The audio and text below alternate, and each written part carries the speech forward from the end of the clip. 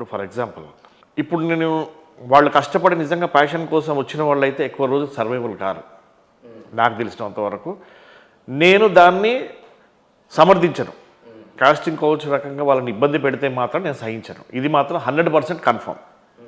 కానీ ఇక్కడ ఏమైపోతుంది, మీరు సహించడం కాదు, ఇండస్ట్రీలో ఇటువంటి వాతావరణము, ఇటువంటి అవకాశాల కోసం వచ్చిన వాళ్ళను ప్రలోభాలకు గురి చేసో, భయపెట్టో, ఇంకేదో అవకాశాలు చూపెట్టో ఇలా చేస్తున్నప్పుడు ఎలా వస్తారు అమ్మాయిలు, ఎలా ముందుకు రాగలుగుతారు? ఇప్పుడు ఫర్ ఎగ్జాంపుల్ హీరోయిన్స్ అంతా సీరియల్ యాక్టర్స్తో సహా బాంబే నుంచి, నార్త్ నుంచి ఇక్కడికి తీసుకొస్తున్నారు. తెలుగు వాళ్ళు ఎందుకు రావట్లేదు? కారణం ఏంటి? ఇది ప్రధాన కారణం కాదు. ఇది అన్ని చోట్ల జరిగితే ఇండస్ట్రీ ఇలా ఉండదు. నిజంగా చెప్తున్నాను, అన్ని చోట్ల ఉంటే ఇండస్ట్రీ ఇట్లా ఉండదు.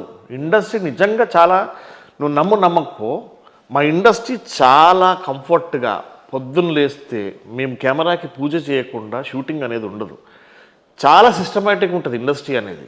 ఇది ఏదో కొంతమంది అవకాశాల కోసము, లేదంటే అవకాశాలు రాకపోవడం వల్ల బయటకు వచ్చి చెప్తారేమో, కొంతమంది అవకాశాల కోసం అట్లాంటి పరిస్థితిని ఫేస్ చేయాల్సి వస్తుంటుందేమో తప్ప ఇండస్ట్రీలో ఇట్లాంటిది ఉండదు. నేను చూసినంత వరకు అయితే 90% ఇట్లాంటివి ఉండవు.